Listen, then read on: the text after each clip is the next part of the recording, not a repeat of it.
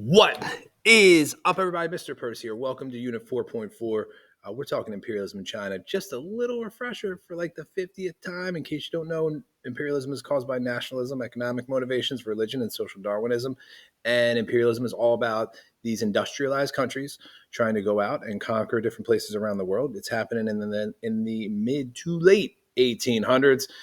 We talked about imperialism in Africa, which is right here, which was the scramble for Africa. We talked about imperialism in India, which is right here, which was primarily perpetrated or done by the British. And now we're going to talk a little bit today about China and a little bit down here and what's called Indochina. So let's rock and roll on imperialism in China. This should be a little bit quicker, a little bit shorter. As always, you should be writing stuff down, taking notes, trying to pay attention, not looking at your phone. But hey, your choice.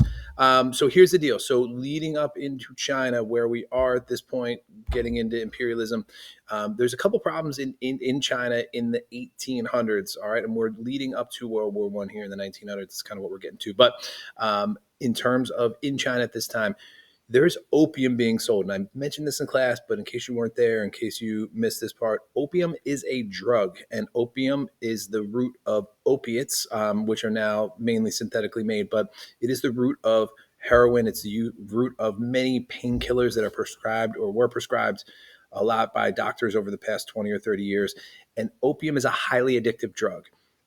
It's different than like caffeine or tobacco, where you can have it once and you're not addicted forever. Marijuana, whatever the case might be, opium is highly addictive. It's the kind of thing that you can do once and it can change your brain synapses and make you desire it more.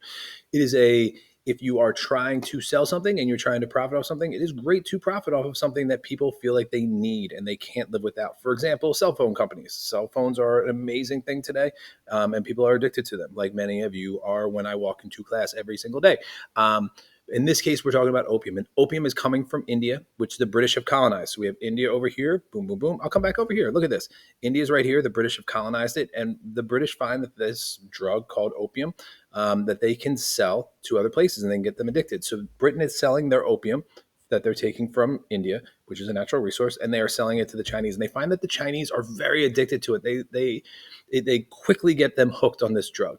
Now, not everyone's smoking opium. I don't want you to think that the whole Chinese population is getting high on opium all the time. It's mainly wealthy people.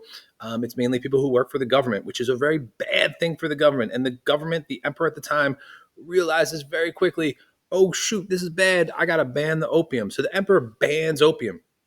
And the British government, which has conquered India after the Sepoy Rebellion, and they're in charge, the jewel of the crown, says, heck no, we're not cool with this.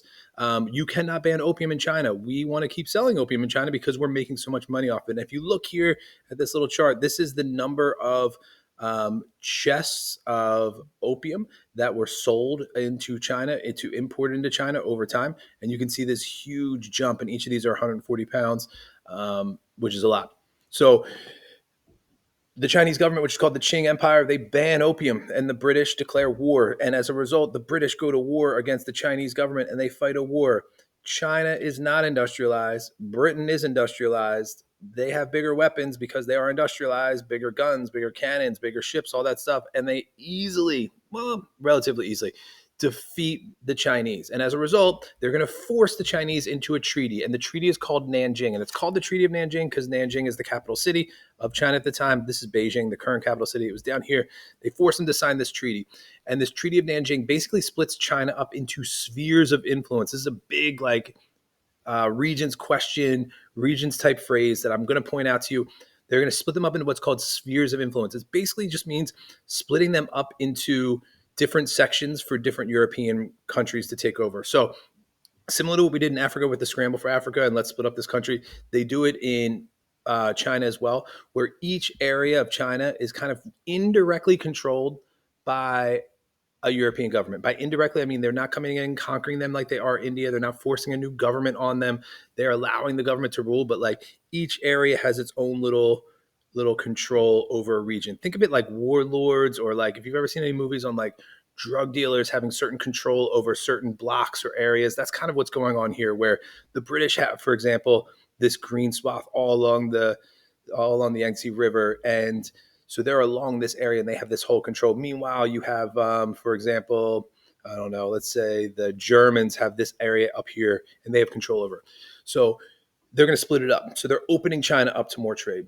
Another thing that comes up is there's a city down here called Hong Kong, and this treaty signed in the 1840s, 1850s, and they're saying um, Great Britain will have control over this city until January 1st, 1997. And that's in the treaty.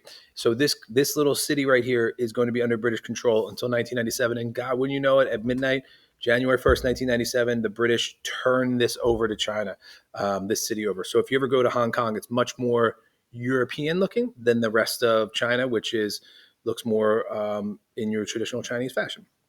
One last thing that really upsets the Chinese, this is like the worst part about it, is something called extraterritoriality. And if you can say that 3 times, good for you. Extraterritoriality, extraterritoriality, extraterritoriality. This is if any European, especially the British, commit a crime in China, they're not tried for that crime in China. They get to go back to their home country and they're put on trial.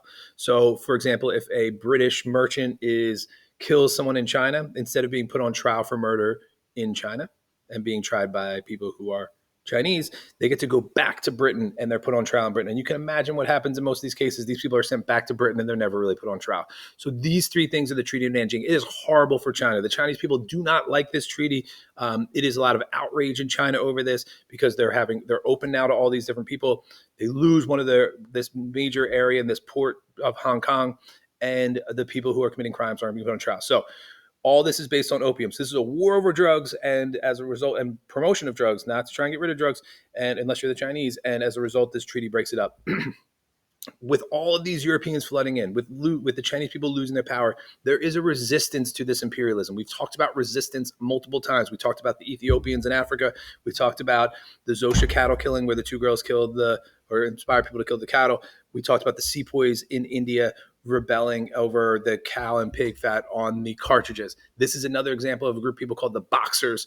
It is a Boxer rebellion. And you think of Boxers probably like this, but these group of people in China who are referred to as the Boxers are trained in martial arts. They're supposed to have these spiritual powers.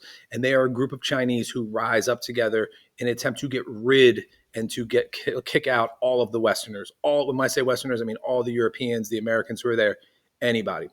The emperor is going to encourage it. He wants these people to rebel. He wants to gain control back of his country, but it's a total bust.